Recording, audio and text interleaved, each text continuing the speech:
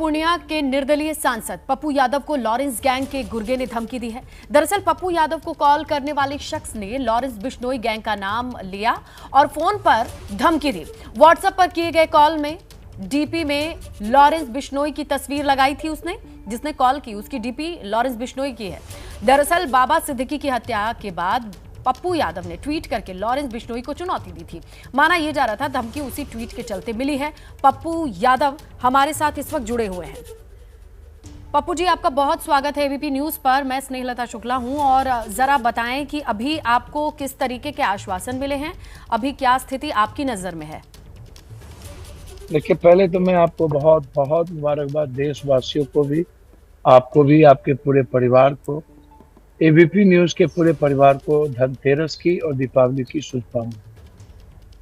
देखिए, मैं पहले भी कहा हूँ, आप मेरे बारे में जानते हैं कि सदन हो, सदन के बाहर हो, जो कॉमन मैन के हित में और गरीब के हित में होता है, जो भी विषय है उसको मैं उठाता हूँ जी। और उस विषय पर मैं मजबूती के साथ अपनी बात रखता हूँ।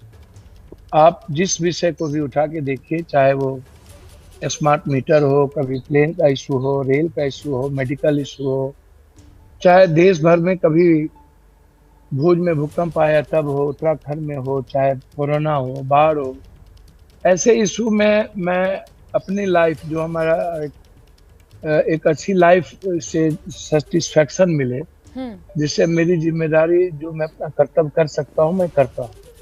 इसी संदर्भ में मैंने जब बार बार कहता हूँ कि लोकतंत्र में भारत संविधान, लोकतंत्र, कानून से ऊपर न पीएम है, न सीएम है, न कोई पैसे वाले हैं, न कोई ताकतवर।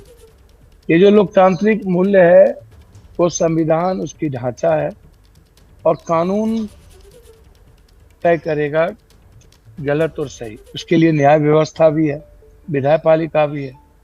कोई व्यक्ति यदि देश से इससे ऊपर हो जाए और पूरा देश मौन हो जाए, चुप हो जाए और उस पर कोई प्रतिक्रिया ना दी जाए, लगातार घटना पर घटना चीजें घटती रहे, किसी के निजी जिंदगी में निजी से में नहीं मतलब, उसको सरकार किसको रख रही है, किसको मार रही है, किसको बचा रही है, किस जात को क्रिमिनल बना रहा है, किस जात के क्रिमिनल को काउंटर कर रहा है, किसके घर डाल रहा है, सरकार बचा रही है, इससे क्या मतलब है पप्पू जी आपका? मैंने कहा कि उनकी अपनी राजनीति और अपनी सियासत और नफा घाटा है। किसको सत्ता रखती है, किसको सत्ता बचाती है, कौन लोग कहाँ हिफाजत हैं, कैसे चलते हैं, इतनी बड़ी सरकार है। तो मेरा किसी के निजी जीवन से, चूंकि लगातार घटना पे पप्पू जी, घटना आपको लगता है कि कुछ लोग सुरक्षित हैं और कुछ लोग जो आपके जैसे हों, अभिनव अरोड़ा जैसा बाल संत की जिसकी बात की जा रही है, चाहे सलमान खान हो, वो लोग सुरक्षित नहीं हैं? वही बात तो मैंने कहा। अब आप बताइए ना, अभिनव अरोड़ा जो बाल संत है, उनके बारे में गिरिराज या अन्य लोगों की मुंह क्यों नहीं खुलती? जो लोग गाली गलौज शुरू कर देते हैं सलमान को लेके, और जो करनी सेना के अध्यक्ष थे, या बाबू सिद्दीकी को लेकर, या पंजाब में जो मारे गए, या और भी घटना जो घट रही है अलग अलग स्टेट में, मैं किसी एक संदर्भ की बात नहीं करता। अब एक बाल, इतने बड़े आध्यात्मिक बच्चे अरोड़ा को जिस तरीके से धमकी दिया गया, सनातन, क्या वो सनातन संस्कृति से अलग है? क्या वो हमारे देश के बच्चे नहीं हैं? क्या कानून उसकी हिफाजत नहीं करता? तो देखिए, मैं फिर कह रहा हूं कि मैं हाथ जोड़ता हूं, किसको आज धमकी मिल रही है, ये दायित्व तो सरकार का है। सरकार समझे सलमान को मरवाना है। आपको ये समझाया गया कि आप सुरक्षित हैं, आपकी सुरक्षा सुनिश्चित है? नहीं, देखिए, मैं एक बात बता दूं, जब भी कनाडा से, अन्य जगहों से लगातार बातें हुई आई, मैंने यही बात उनसे भी कहा कि भैया, तुम्हारी की झगड़ा है, तुम जानो, सरकार जाने, सरकार किसको बचाएगी। मैं सदन में, सदन के बाहर जो सही चीज होती है उसको मैं ट्वीट कर देता हूँ। इसमें मेरा किसी से झगड़े या नफरत का आधार नहीं है। फिर मैं कह रहा हूँ कि आगे भी इस तरह की चीजें होगी तो सच्चाई के साथ में खड़ा रहूंगा।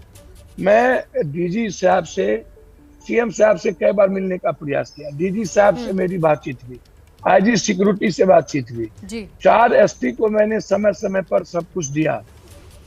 ठीक है। इनकी सुरक्षा सत्ता पक्ष के लोगों के लिए है, अन्य लोगों के लिए है। इनकी सुरक्षा जो इनकी सियासत में फिट बैठते हैं उनके लिए है, लेकिन जो सच्चाई के साथ चलते हैं वो विपक्ष में होंगे या वो अलग नहीं, सुरक्षा की जिम्मेदारी तो हर एक आम नागरिक से लगाए, और आप तो पब्लिक फिगर हैं, आप तो जनप्रतिनिधि हैं पप्पू जी। आप मुझे नहीं मतलब है इनकी सुरक्षा से। ठीक, ये अपनी पप्पू जी, सुरक्षा समय की सीमा है, लेकिन हम समझ सकते हैं कि आपके अपने आरोप और उसके बाद किस तरीके की प्रतिक्रिया आती है सरकार की ओर से, किस तरीके से आम से खास लोगों की सुरक्षा सुनिश्चित की जाती है। पप्पू यादव ये कह रहे थे कि कुछ लोगों को बचाया और कुछ लोगों को डर के साए में जीने के लिए छोड़ दिया जा रहा है।